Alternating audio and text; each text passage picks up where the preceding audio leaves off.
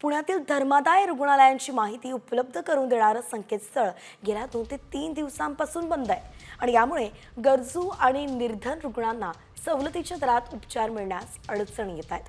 पुण्यातील 58 रुग्णालयं हे धर्मादाय योजनेअंतर्गत कार्यरत आहेत।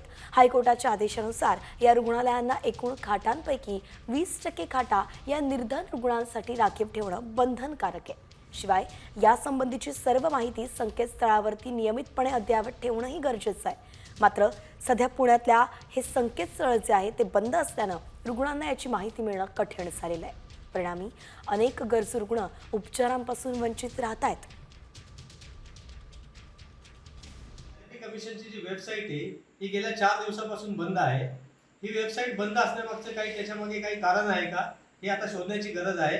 कारण दीनानाथ मंगेशकरचं जे प्रकरण गाजतं याच्यामध्ये नागरिकांनी याच्यावरची जास्तीत जास्त माहिती घेऊ नये म्हणून ही बंद केलेली आहे की काय अशी शंका येण्याला वाव आहे।